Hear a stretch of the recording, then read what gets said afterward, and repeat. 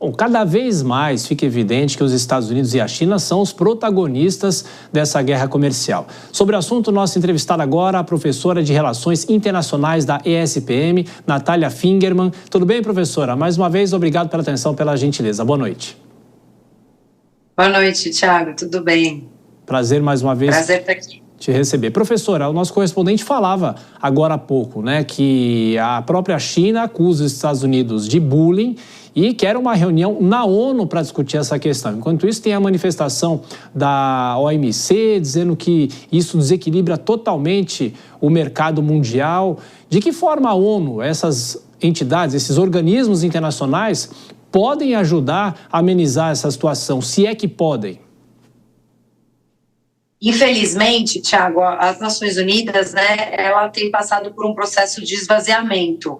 Até o próprio Estados Unidos tem liderado, vamos dizer, esse esvaziamento das Nações Unidas, diminuindo os recursos que o governo norte-americano provê para a ONU. Então, a ONU, ela conta, né, ela é uma organização internacional que depende de recurso das nações, né? Ela não é uma organização que tem recurso por si mesma, e o principal aí provedor das Nações Unidas, né, tem sido aí ao longo dos anos os Estados Unidos. Então, lógico que isso pode ser levado às Nações Unidas, porque as consequências dessa guerra tarifária não se limitam à China, mas se limitam sim ao sistema mundial como um todo, podendo até mesmo gerar um cenário de instabilidade, mas sabemos que esse mecanismo é um mecanismo com uma dificuldade de gerar qualquer consenso, uma vez que a gente tem um Conselho de Segurança que pode, os Estados Unidos, utilizar do seu poder de veto para barrar qualquer decisão que tenha sido tomada nesse Conselho ou até mesmo na Assembleia das Nações Unidas. Sobre a OMC também é um outro caso, né, que é a Organização Mundial do Comércio, que é um braço das Nações Unidas. Ela também tinha ou teve por muitos anos um papel relevante em lidar com as questões de disputas comerciais. No entanto, desde o último mandato do presidente Donald Trump, a OMC está paralisada porque não foi indicado nenhum representante para compor ali o seu órgão de solução de controvérsias, que é o estabelecimento jurídico dentro da OMC, que deveria lidar com essas questões comerciais bilaterais entre os países. E o governo Biden tampouco solucionou essa questão. Então, me parece que a estratégia de esvaziar a OMC não é uma estratégia somente de Donald Trump, mas também é uma estratégia da gestão dos Estados Unidos, independente se estamos aí com democratas ou republicanos.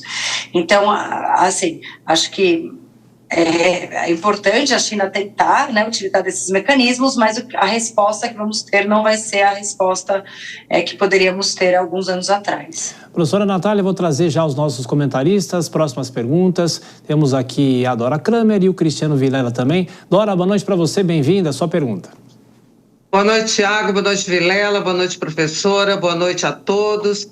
Professora, a ONU, claro que agora os Estados Unidos parece que encontraram um adversário à altura, né? Porque até então o Donald Trump vinha brigando com o mundo e aí a China quieta e de repente disse, não, agora eu vou entrar na briga. E quando recorre à ONU, me parece que ela não quer uma decisão, ela quer um palco a mais, né? Um palco para que essa discussão tenha mais visibilidade ainda. Com a entrada da China nessa história, a senhora acha que o quadro, o cenário dessa ofensiva do Trump pode mudar? E mudando, para onde a gente pode projetar que ele vai? Boa noite, Dora, prazer. Boa noite, Vilela, tá aqui com vocês. Olha, é interessante isso que você colocou, né, dela querer um palco. E o que eu acho interessante na ideia dela querer um palco é que ela tá querendo um palco que foi o palco criado, né, por Bretton Woods, né, e o palco aí desenvolvido pelos Estados Unidos no pós-Segunda Guerra Mundial. Então, ela tá buscando talvez dominar esse palco, que sempre foi um espaço de domínio, né, dos Estados Unidos e da União Soviética durante o período da Guerra Fria, né? Ela não está buscando substituir esse palco por um outro palco, como alguns analistas têm apontado, que seria a substituição pelos BRICS ou por novos mecanismos internacionais.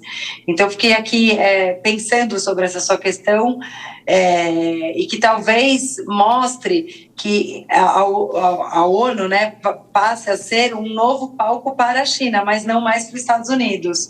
Então, quais podem ser as consequências disso? Bom, acho que a primeira consequência é uma consequência inusitada, que talvez nós tenhamos aí a China, né, um país de característica autoritária, né, com um modelo de desenvolvimento econômico diferente do modelo de desenvolvimento ocidental, né, que, enfim, sempre pregou pelo liberalismo, tendo aí à frente sendo aquela que vai estar pregando, né, pela defesa do liberalismo, pela defesa do livre comércio, pela defesa da discussão multilateral, né, que era até ontem algo que quem estava aí defendendo, né, eram os Estados Unidos da América junto com seus parceiros tradicionais. Então, é uma contradição enorme, um paradoxo que eu vejo. Agora, o resultado disso em relação ao que o Trump vai fazer depois disso, uma pergunta muito difícil de responder, mas esse cenário de instabilidade econômica normalmente, né, leva a um conflito. Se esse conflito vai ser direto, né, uma guerra direta Sim. entre Estados Unidos e China, acho difícil a gente vislumbrar isso, não sei, logo, mas talvez o Irã seja o caminho aí para essa guerra estar acontecendo num primeiro momento. Cristiano Vilela, boa noite, Vilela. Uma boa noite, Tiago, Dora, professora e todos que acompanham o Jornal Jovem Pan. Professora, nós tivemos ao longo dos últimos 30 anos, dos anos 90 adiante, do fim da Guerra Fria em diante, nós tivemos o avanço da globalização, o avanço de um sistema onde você tinha a produção ocorrendo nas diversas partes do globo, determinadas partes no Vietnã, outras na China, outras acolá, comercializados em diversas partes do globo, enfim.